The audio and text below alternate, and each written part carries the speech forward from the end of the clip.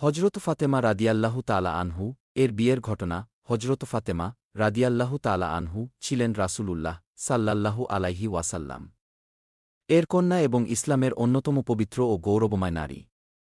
তিনি ছিলেন খুবই ধার্মিক, পরহেজগার ও লাজুক স্বভাবের রাসূলুল্লাহ সাল্লাল্লাহু আলাইহি ওয়াসাল্লাম এর কাছে অনেকেই হজরত ফাতেমা রাদিয়াল্লাহু তাআলা আনহু এর বিয়ের প্রস্তাব নিয়ে আসেন, যেমন আবু বকর রাদিয়াল্লাহু তাআলা আনহু ও ওমর রাদিয়াল্লাহু তাআলা আনহু। কিন্তু রাসূলুল্লাহ সাল্লাল্লাহু আলাইহি ওয়াসাল্লাম আল্লাহর নির্দেশের অপেক্ষায় ছিলেন। হজরত আলী রাদিয়াল্লাহু তাআলা আনহু এর হৃদয়ে অনেক দিন ধরেই হজরত ফাতেমা রাদিয়াল্লাহু তাআলা আনহু কে বিয়ে করার ইচ্ছা ছিল, কিন্তু তিনি সরাসরি কিছু বলতে পারছিলেন না লজ্জার কারণে। অবশেষে সাহস করে তিনি প্রস্তাব দেন। রাসূলুল্লাহ সাল্লাল্লাহু আলাইহি ওয়াসাল্লাম তার প্রস্তাবে সন্তুষ্ট হন এবং হজরত ফাতেমা রাদিয়াল্লাহু তাআলা আনহু এর মতামত জানতে চান। তিনি চুপ করে থাকেন, যা আরব সমাজে সম্মতির চিহ্ন ছিল। এরপর রাসূলুল্লাহ সাল্লাল্লাহু আলাইহি ওয়াসাল্লাম তাদের বিয়ে সম্পন্ন করেন। মাহর হজরত আলী রাদিয়াল্লাহু তাআলা আনহু এর সম্পদ বলতে শুধু একটি ঢাল ও একটি তরবারি ছিল। তিনি তার একটি লোহার ঢাল বিক্রি করে বিয়ের খরচের ব্যবস্থা করেন। সেই অর্থে কিছু জিনিস কেনা হয়, যেমন বিছানার জন্য একটি চটের চাদর, একটি মাটির কলস, একটি কাঠের চিরুনি, কিছু স্বাভাবিক ব্যবহারের বাসন। বিয়ের অনুষ্ঠান। বিয়েটি খুবই সরলভাবে এবং ইসলামী আচার অনুষ্ঠান অনুসারে সম্পন্ন হয়।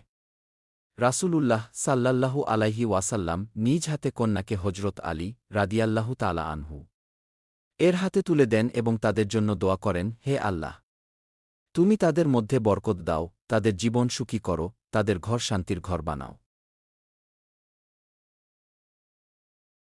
হজরত আলী রাদিয়াল্লাহু তাআলা আনহু ইসলামের অন্যতম মহান ব্যক্তিত্ব।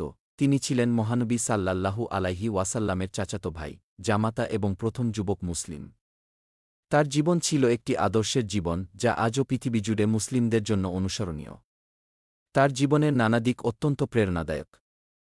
বিশেষত তার সাহস, ঈমান, জ্ঞান, ন্যায়পরায়ণতা ও নেতৃত্ব গুণের জন্য তিনি পৃথিবী জুড়ে সম্মানিত।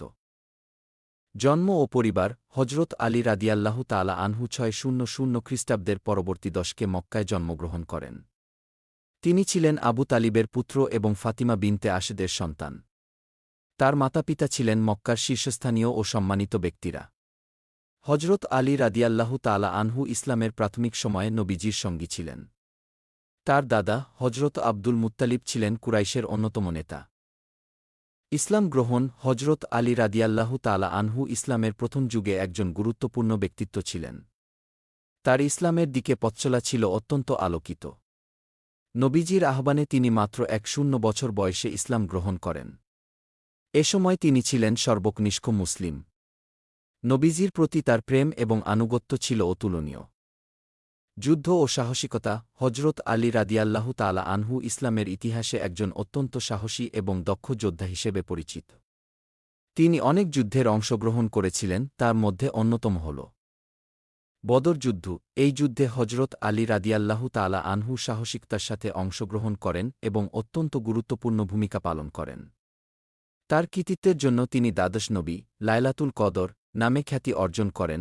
উহুদ যুদ্ধ। হজরত আলী রাদিয়াল্লাহু তাআলা আনহু এই যুদ্ধে নবীজির সাথী হিসেবে দাঁড়িয়ে লড়াই করেন এবং অনেক মুশরিকের সঙ্গে সংগ্রাম করেন। খন্দক যুদ্ধ। মক্কার মুশরিকদের বিরুদ্ধে এই যুদ্ধে তিনি অত্যন্ত নির্ভীক ছিলেন এবং বিপুল সাহসিকতার সঙ্গে কাজ করেন।